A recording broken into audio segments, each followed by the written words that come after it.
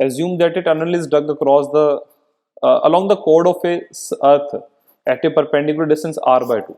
ठीक है, मतलब ये मान लो अर्थ है तो इसमें ऐसे एक कोड को बनाया गया, ठीक है, और ये डिस्टेंस r by 2 गिवन है, ठीक है। The wall of the tunnel is frictionless tunnel है, ठीक है। Find the gravitational force exerted by earth on A particle of mass m placed in the tunnel eight A distance x from the centre. मतलब यहाँ से particle को यहाँ रखा such that this distance is x। अब ये distance अगर x होगा तो ये क्या बनेगा, under the root of x square plus are square by 4। और हमसे पूछा गया कि इस पॉइंट पे फोर्स कितना लगेगा, ठीक है। तो ए पार्ट की बात करेंगे बेटा, तो मैं फील्ड निकालूंगा तो फोर्स क्या बनेगा, mass of that particle into field, और फील्ड बनेगा G M under the root of x square plus are square by 4 divide by are cube. G M distance by are cube, तो ये तो होगा ए पार्ट का answer, ठीक है। B part को देखते हैं।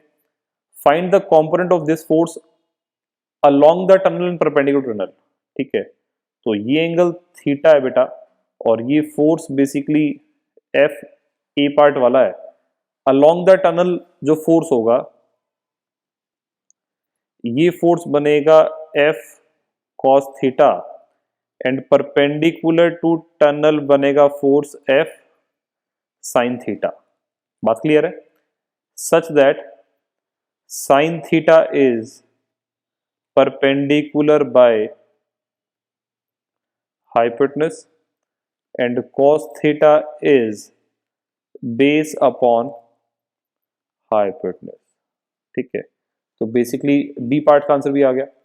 सी पार्ट में पूछा गया find the normal force exerted by wall on the tunnel, ठीक है। जैसे बेसिकली यहां से क्या होगा ना कि ये फोर्स ग्रेविटी वाला इसको इस तरफ और नीचे खींचेगा, और इस नीचे वाले फोर्स के लिए नॉर्मल रिएक्शन से बैलेंस हो रहा होगा। तो सी पार्ट में हमसे क्या पूछा, नॉर्मल रिएक्शन।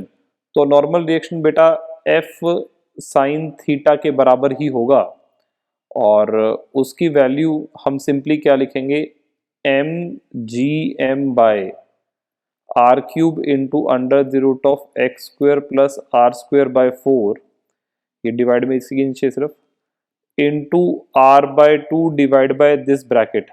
अब ये इससे कैंसिल हो जाएगा, और ये आंसर क्या बनेगा, G capital M small M by 2 R square. बात क्लियर है? अब बेटा सी पार्ट की बात डी पार्ट में पूछा, resultant force on the particle. तो resultant force basically F cos theta होगा। तो रिजल्टेंट फोर्स होगा एफ कॉस थीटा, मतलब G capital M small M by are cube into under the root of x square plus are square by 4 into X divide by root में पूरा। अब इससे ये cancel, मतलब G capital M small M x by are cube, ठीक है। तो हमसे रिजल्टेंट फोर्स ऑन पार्टिकल पूछ लिया। अब क्वेश्चन कह रहा है show that the motion of the particle is S H M. अब बच्चों रिजल्टेंट फोर्स अगर ये है तो हम एक्सेलरेशन को निकालेंगे फोर्स बाय मास।